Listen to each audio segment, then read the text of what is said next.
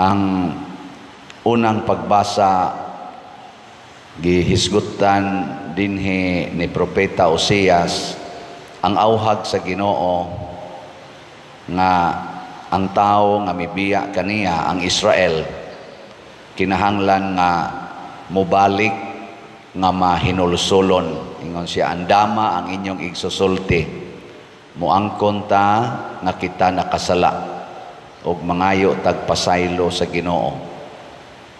Nya inig abot na anang panahona nga mahinulsulo ng atong kasing-kasing og mangayo na tagpasaylo sa Ginoo og muangkon ta sa atong sala.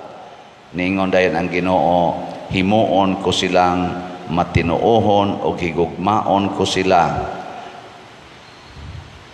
Mahimo akong sama sa yamog alang sa Israel ug mamulak siya sama sa liryo, mugamot siya pag-ayo daw usa ka dakong kahoy, mulipang ang iyang mga salingsing ug mahisama siya katahom sa olibo ug mga limyon siya sama sa Libanon.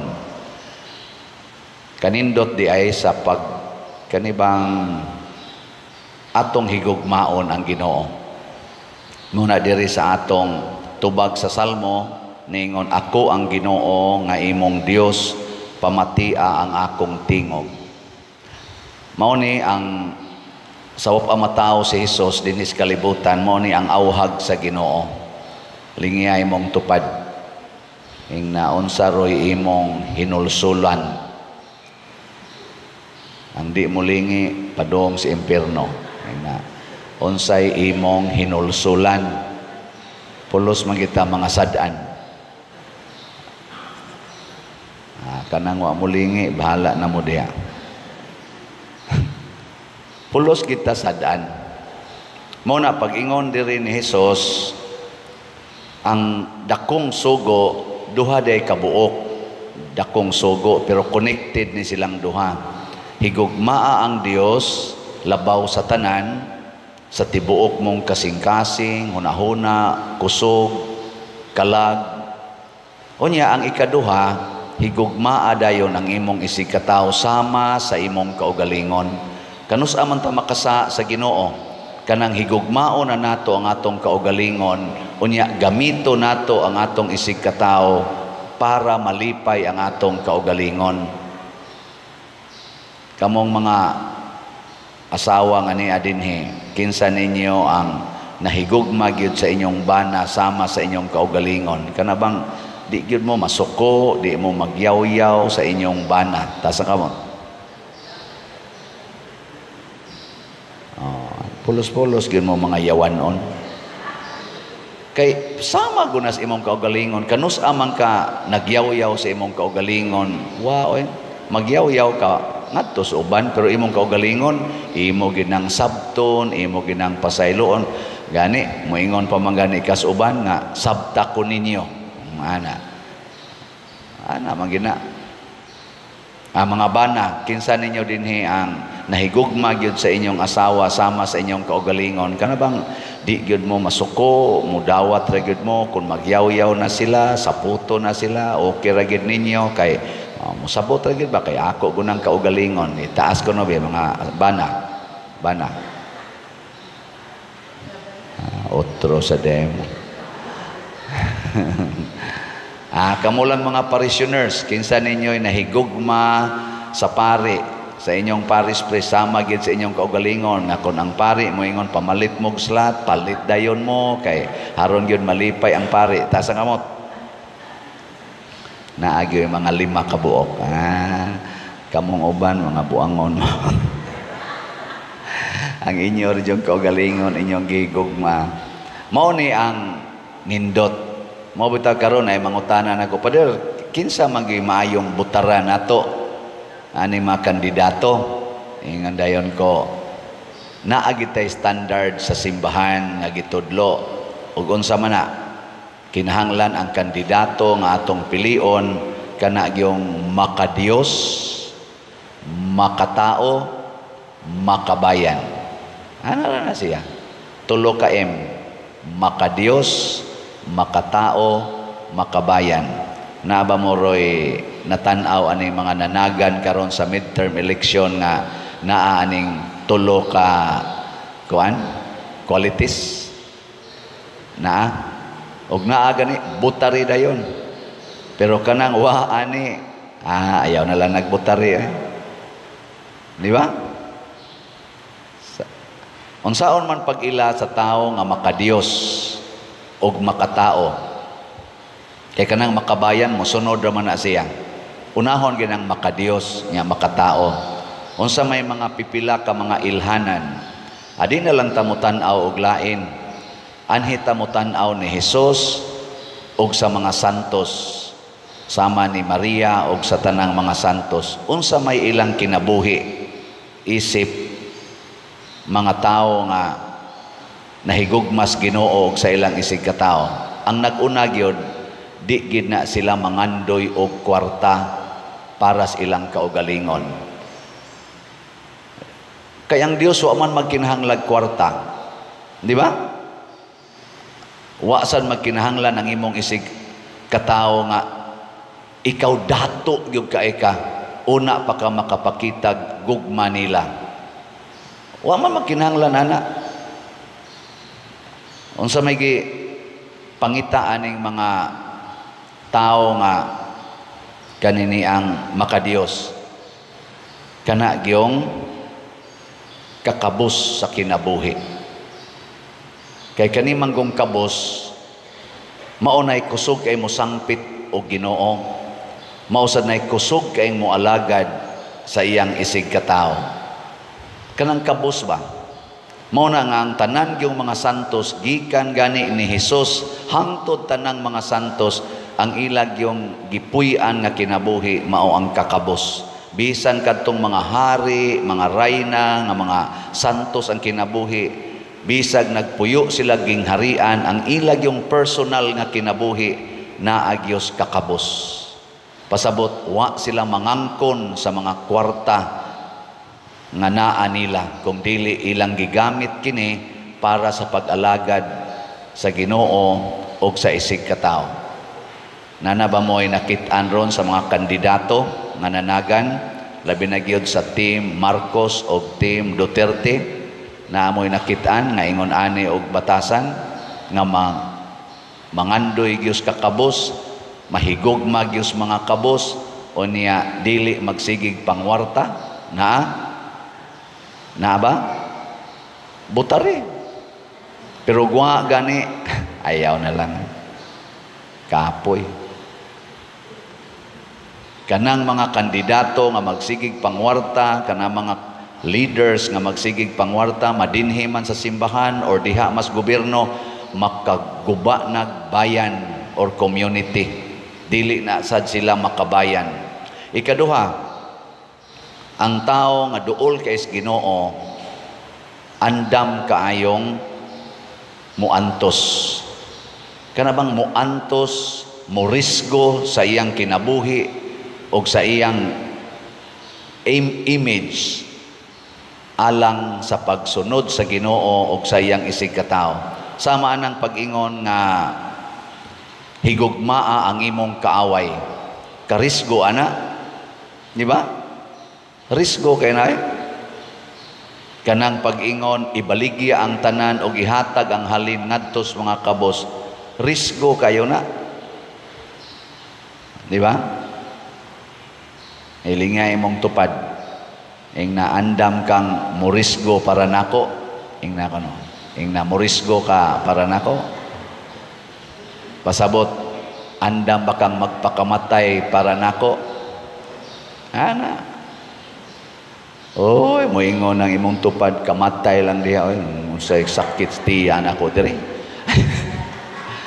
Ay, mga asawa gani, di man gani na morisgos para sa ilang bana nga pertigin nilang gaus-gaus ana, mga bana otro sana di asa na morisgo kining pare, samot. Samot na mo. Pero kanindot unta og naatay mga leaders. Para nang inyong bata magsagit-sagit. Muantos gyud mo ba nga muda nga tos gawas nya adto nyo ibutang kay haron dili madisturbo ang inyong tupad. Ganiha pa man ko nakabati anang sigisagit wa gyud dadas gawas. Palihog ko na bidadas gawas. Kay nahigog man kas imong tupad. Dili madisturbo ang iyang kuas Ginoo. Dadasa ngadto. Kuan ng inyong anak. Palihog lang. Mao nay ato din hinghangyo. Very good. Pero dili na pag kuan ato lang ibutang ba sa saktong lugar kay nahigog mamantas atong tupad nya unsaon niya pagsimbas Ginoo maigking na siya sige naglihok-lihok sige nagsagit-sagit imong anak. Maigking mo na ipagtabang niya ang ato sang pimag des gawas iya sa nang taga-agling kuranan didto ana bay pimag diha ko na lang kamo na lang luwa tana dito tanawa di ba dinhi sa atong lugar bisan sa atong ginagmayng paagi ato ginang gitagaan og role aron nga mahigugma gitas Ginoo makafocus tas paghigugmas Ginoo panahos misa ug sa atong isig ka tawo nga nanimba mao sa natong buhaton ngadto silingan ayaw disturbuha ayaw lisod-lisura imong silingan be karon kono be sa kaning mga kandidato labi na sa Team Marcos o Team Duterte kinsa Manila ani nila ang murisgo gyud muantos gyud para sa katawhan para sa mga tao nga nanginahanglan na butari dayon o gwa gani ay nalagbutar usik-usik sa panahon.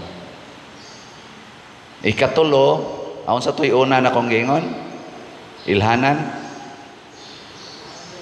limot na dili mangwarta mo puyo gyud kakabos ang sunod anda mo antos mo risgo alang sa iyang isig ka tawo. Ang ikatulo kaning maampuon kana yung tao nga musalig sa Ginoo kana bang itugya niya ang iyang kaugalingon ngadto sa Ginoo o kinsa maning tao nga tinuod nga maampuon di ta magpailad aning gisulob-sulob ug ingon ani sama nako ana ay sad mong pailad anang magbasa-basa diri kanang magbrunda-brunda ana di na kasiguruan kana sang magsigig simba magsigluhod gikaspultahan luhod nga ripadong baga na kay kubal ay kumpiyansa ana daghan sa kay mga hudas ana diha kinsa magitinuod nga maampuon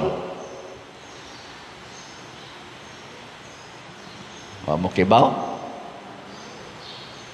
kanang tao nga magpasugo mo alagad sa iyang isig ka tawo nya dili manugo kay ang word ampo surrender mao bitan ang muhapa mo isas kamot ang kuan ana slavery servanthood kana bang mo serve kas Ginoo mo serve kas imong isig ka tawo mo alagad dili hinugo daghan man kay dinhi sama aning nagmisa hinugo man kay ni kana bang magpasugo kas Ginoo magpasugo kas imong isig ka tawo mao man gid na siya the best bikin sa dinhing mga kuana be asawaha nga wa gyud kasuway og di gyud manugo sa ilang bana taas ang kamot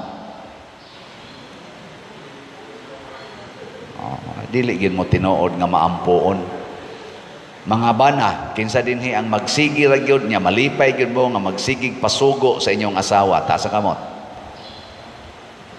otro sa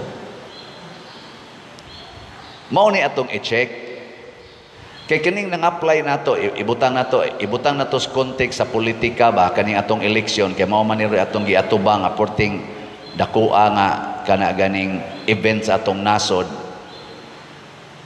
kani manggong mga servant sa atong nasod kani mga politicians apil naming mga pari gitawag mo gud ni sila mga public servants ang word nga servant importante kay na dili ni sila public officers na highlight man gud nato ang public authority or public officers na limtan ang public servant nga word mo nang nag-away-away na nirong ato mga leaders. Kay iniglingkod na nila ang ilang hunahuna public office nya i-connect dayon public officer nya kay officer man authority dili oy. The office in the church and in the government is an office of service. Mo nang dito sa atong simbahan na perform man na namo og sawa kuwangan man o dili, ang rumbo gyud sa simbahan to be a servant leader. Kana bang leader ka, pangulo ka nga nag-alagad sa imong panon, mao nay gibuhat ni Kristo, mao nay gibuhat sa mga balaan nga mga leader sa simbahan, sama sa mga apostoles, sama nila ni San Agustin, San Vicente Ferrer ug uban pa. Mga leaders na sila nga nag-alagad. Karon ni atay daghan dining bisita, ga-green ang ilang lawas. Kinsa may leader ninyo? LSF. Kaning LSF nga ato dining backbone gini sa atong parokya ni sila. Grabe kayong mualagad nato dinhi. Bahala nagwa na takabayad nila. Ako lang gining i-announce, bahalag uwaw.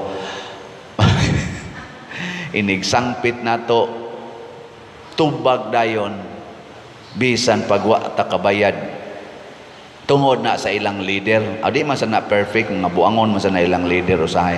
Pero grabe mo alagad dinhi sa simbahan og hasta sad sa ilang isig katao. Congratulations LSF. Mo nang ako gining i-advertise og naa mo dihay mga gusto nga mga steel workers nga tinuod nga moalagad, la pangitaan ni ninyong LSF. Unsa ni nga ni Lord's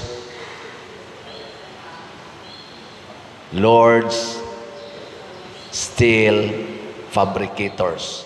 Di ko mauwaw nga mo advertise ninyo. First time ning ni-advertise ko din kay impressed kay ko nilang Brad Henry o Sister Bibang sa ilang pagdaan ning ilang kuan og kamusad nga mga LSF. Pero naa sa mga buangon ninyo, pero kanang at least tungod kay ang inyong leader ang naa siyang unahuna mao ang pag-alaga dili lang dinhi sa simbahan kung dili sa inyong mga kliyente, inyong mga customers. Madagyod ang mga members. So mo na mangita tag mga leaders nga kusog mo alagad kay maunay bungas pagampo. Ang tinuod nga taong maampuon maalagaron dili magsigig daog-daog sa iyang isig katawo nga suguon tag maayo pabayad og buhis, unya ang atong gibayad nga buhis kurakuton ra nila. Sila maoy nagdawat og millions, kitay nagsigig bayad og daily taxes. Luoy kaitaan ng mga leaders nga mga hangol kaayo og kwarta, hangol kay gahom og muragid sila maoy authority, siging papriso, siging panguntem anang ilang mga panggukod, anang mga tao nga maura say nagbayad og buhis, kauban sa nagbayad og buhis nga ilang gipangsud sad sa ilang bulsa. Lisod kay na inana, malusno gyud ang atong nasod. Unsa may epekto sa kinabuhi niining mga tao nga makadiyos, kani mga leaders nga makadiyos, makatao ug makabayan. Una, musikat gid na sila sa katilingban. Daghang mga tao magpangga nila. Pero diri sad sa pika side kay naa man ginang positive ug negative, dumta na sila sa mga leaders. Masasik tanawa si Kristo. Thousands ang magsigig sunod niya, pero ang kadtong pinakapudyot nga mga high priests, mga leaders sa ilang katilingban sa una, naglagot niya og maogyoy ni himo og lakang aron dakpon og patyon si Jesus. Pero purting daghanang mga tao nga nagmahal ni Jesus hangtod karon. Mausad ang mga apostoles, gipangbitay sila tungod sa mga authority atong panahon nga naglagot nila, pero ang katawhan hangtod karon gadibusyon nila. Karon birthday ron ni former President Rodrigo Duterte. Ambot og ang mga tao sa Pilipinas, mga Filipinos dinhi og sa gawas mo celebrate baka sa iyang birthday. Ang sa inyong tanaw, unsa may impact sa kinabuhi ni former President Rodrigo Duterte sa iyang pila ka tuig nga pagdumala sa Davao City isip mayor og sa Pilipinas isip presidente for 6 years. Unsa may impact? Gihigugma ba siya sa kinabag-ang mga Filipinos? Kung gihigugma siya sa kinabag-an natong Filipinos, congratulations President Rodrigo Duterte. Makaingon kitang happy birthday nimo. Pero gidumtan ka sa kinabag-ang mga Filipinos, congratulations. Pagbag-o, pag hinulsol balik sa Ginoo. Gilotos ba si President Duterte sa mga leaders sa atong nasod o sa leader sa kalibutan? Gilotos ba siya? Tanawa lang. Kung gilutos siya o gidumtan siya, pasabot, tinuod gid siyang di tingali perfect, nagpractice atong giingon nga kinaiya sa makadiyos, makabayan, makatao. Dili perfect, pero at least na ay positive impact. Magpuyo sa kakabos, moantos og morisgo sa iyang isigkatao, og moalagad kanunay dili magpaalagad. Mao ni siya ang mga qualities nga angay natong hinumduman kita sang mga leaders. Ako dinhi isip inyong parish priest naningkamot sa kuani, dili gyapon perfect, pero at least naa diha ang atong rumbo. Nagilinga imong tupad ing nasugod karon. Sabat nako ba nasugod karon, pwede na ko nimong sugo-sugoon. Ana ha, kanang wa mulingi, bahala na mo diha.